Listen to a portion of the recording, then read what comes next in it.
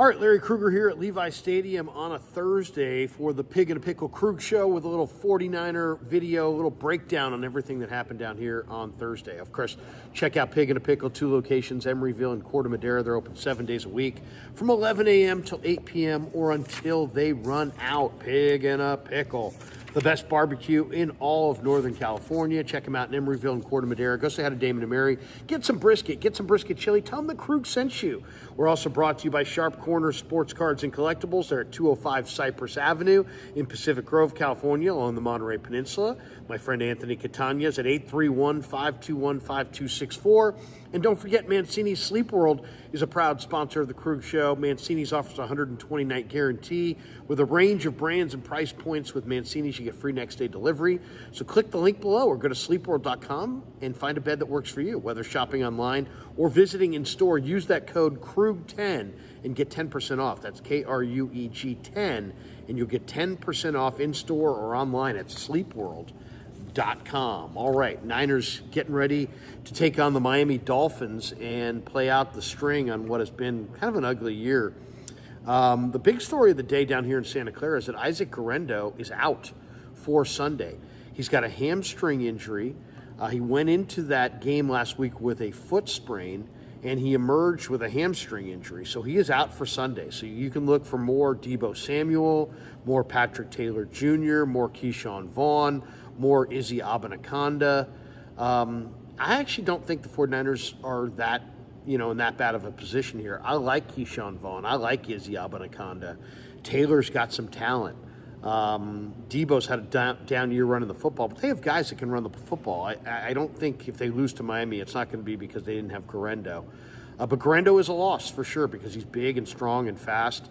I hope we get a chance to see Keyshawn Vaughn and Izzy Abanikanda because to me, those guys have talent as well, and I'd like to take a look at what they got. As far as Ambry Thomas yesterday was picked up off waivers by the Colts. The Niners waived their former third-round draft choice out of Michigan. He had a forearm injury, though, and he failed his Colts physical. So the Niners cleared him over a month ago, but the Colts didn't clear him today. So it just kind of illustrates how different teams have different standards when it comes to clearing a player to play. But Ambry Thomas is back in the free agent market, so kind of a bad break for him that he did not get, that he didn't get an opportunity to go to Indy and actually join Samuel Womack III in that secondary and play some good ball there. Ambry's a good dude, and hopefully he'll find a spot somewhere around the league. The Niners take on Miami on Sunday, and Miami's offense has really dropped this year. They're averaging less than 20 points a game. It's a 9-point drop from last year. It's the biggest drop in pro football. So they're definitely come into this game a little bit banged up. If you look at the injury report, on Wednesday, for example, Tyreek Hill was out with a wrist injury. Jalen Waddle was out with a knee injury. Teron Armstead's out. Calais Campbell didn't practice. So, Dolphins are limping towards the finish line as well. One of the popular discussions around the 49ers is, what happened? What happened this year? Because the Niners were in the Super Bowl last year, and they're not going to make the playoffs this year. Well, it's not an excuse. It's a reason. Greg Papa brought this up on the Football Hour with Tim Ryan today. The 49ers have a minus 22 rest differential. It's the worst rest differential in the NFL in the last 20 years. The NFL has to start paying more attention to this, or their league is going to become a joke. The Ravens and the 49ers have like almost a 40-day difference in rest. If they had played in the Super Bowl, it would have been absolutely a miracle that the Niners made it there. Over a 4-month season, the Ravens playing the exact same sport, the exact same number of games, but they have 41 more rest days over 4 months than the 49ers. 41? So in a sport where your regular season lasts 4 months, one team has almost 6 weeks of extra rest? Really? That's pretty dramatic. I would say that's borderline on unfair. 6 teams the 49ers played off a bye week or a mini bye week this year. 6.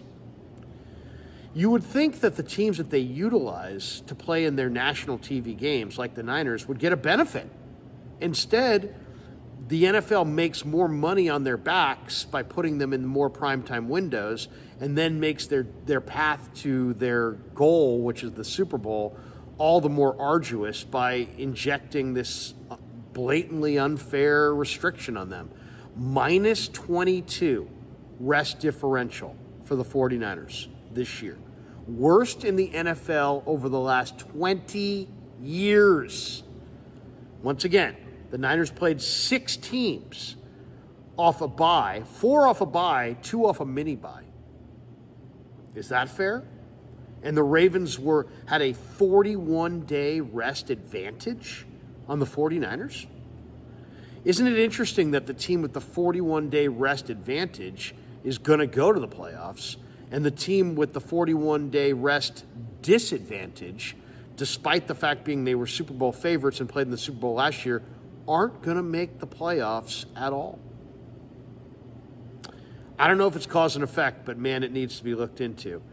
Listening to Greg and Tim talk today, they're like, what do the Niners need? They need some rest. They need a mental rest, an emotional rest, a physical rest as an organization, top to bottom. And I agree.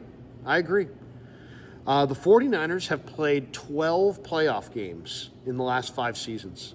So while everybody else was playing the equivalent of 5 seasons, it's almost like the Niners played 6 seasons in the last 5.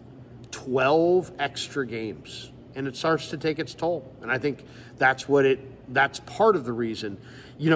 So you played 12 extra games. So you're going to have a more taxed, more tired team coming into the year. Then you're minus 22 in rest differential, worst in the NFL in the last 20 years, and you play 6 games against teams off a bye or a mini bye. That right there was a major factor in the 49ers backslide this year. Now, the other major factor is the regression of CMC, Debo, and Ayuk. They produced 40 touchdowns in 2023, and they've produced 2 thus far this year.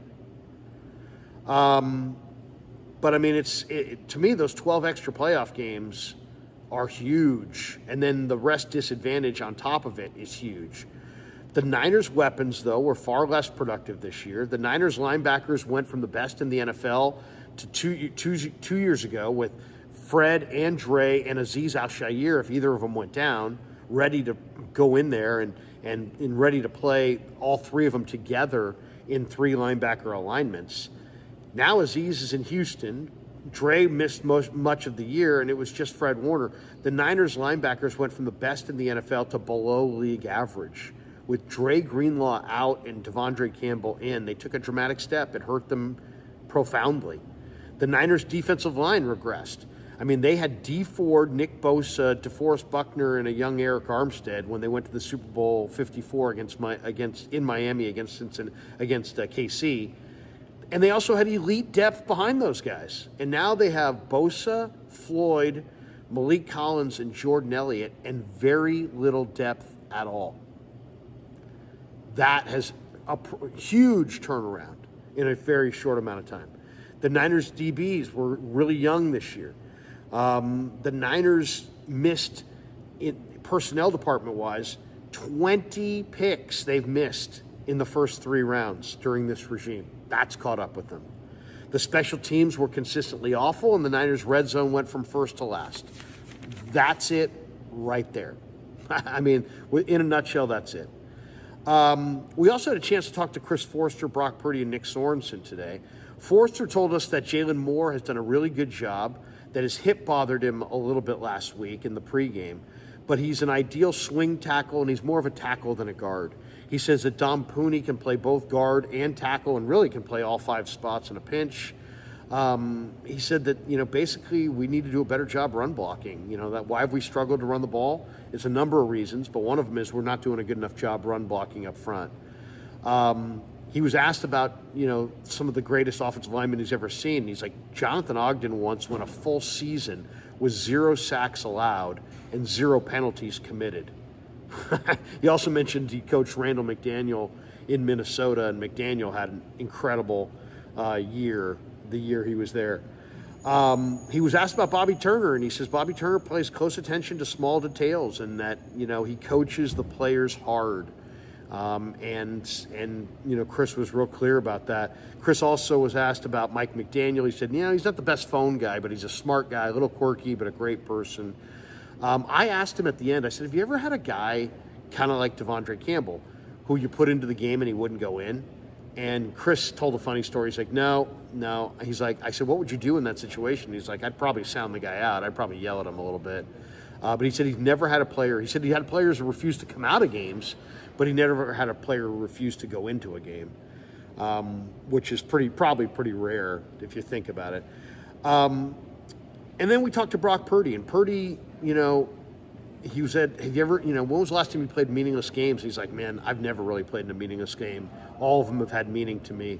He says he's focused on trying to play a complete game for 4 quarters for each other. He was asked why the fourth quarter's been a struggle. He says, we have to find a way to finish. It's just a mindset. He was asked how he played. And he said, man, there's plays I'd like to have back. He said there's been some growth in his game. Here's Purdy, a little self-assessment of Brock Purdy from Brock Purdy. I'm sure you have more time to dig into it when the season's over, but how would you assess just how you've played this year and what kind of growth, or maybe step back, or just kind of the way you feel like you've progressed this season? Yeah, I think there's some plays out there that I'd love to have back, and wish I could have been better for my team and for myself, and but at the same time I feel like there's been some growth in my game that has happened, and really just I think like leadership wise with this team and sort of stepping up and when the team needs it, sort of just being a guy that they can hear from, and in the past I've been sort of particular about when I speak and waiting for the right moment, but this year it's been more than it has, and so I don't know, I feel more comfortable in who I am, but also I think I need to get better and get back to playing at the chip on my shoulder, and like it was my first 2 years of every game, every down, trying to prove to myself that I'm the guy for this team and I'm capable of doing it, and so that's sort of just been the case this year with some moments, and got to learn from that. So there you go, little Brock Purdy, and he said, he's leading a little bit more this season, and he's kind of grown in that area for sure. He says, I need to get back that chip on my shoulder. And I asked him about, his first start against Miami, since it is the same team they're playing this weekend. He's like, hey, man, it's like I just went out there and I competed my butt off. And, when he was talking about what he needed to get back this year, he said, I just need to have that chip on my shoulder and complete and just focus on competing instead of trying to be perfect. He says he felt like he's tried to be perfect at times this year. But yeah, he said he grew up a Dolphins fan. He's looking forward to potentially meeting Dan Marino for the first time this weekend. I think Cam said, is it on your bucket list? And he kind of smiled about that, but it probably is. I mean, he wears 13. He grew up rooting for the Dolphins. He probably is. He probably would love to meet Marino.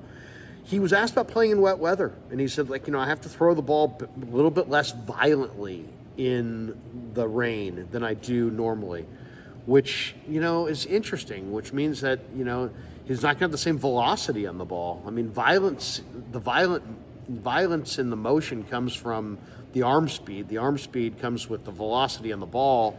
You're not going to have the same velocity on the ball if you're trying to not throw the ball violently in wet weather. So, I don't know what the solution is. Wearing a glove, not wearing a glove, doing exercise to grow your hand strength or size.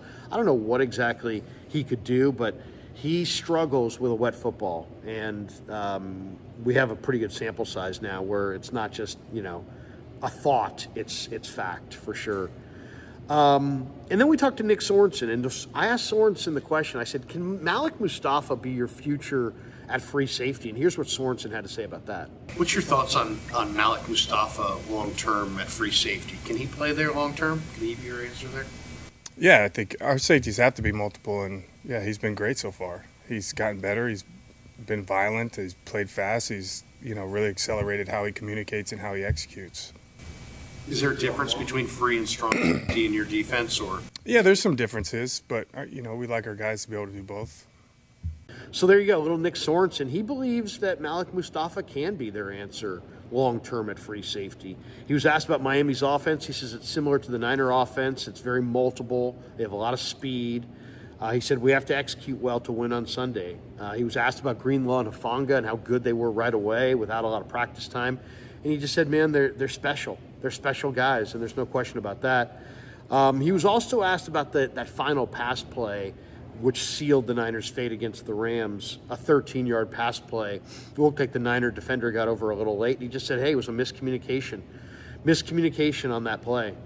So there you have it, a full breakdown. And then a couple last thoughts as well. The odds are out for who are going to be the next head coaches of the Saints, Cowboys, Bears, and Jets.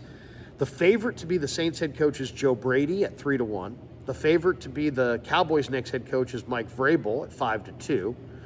The favorite to be the next head coach of the Bears is Cliff Kingsbury at 7-2. The favorite to be the Jets' next head coach is Mike Vrabel at 1-2.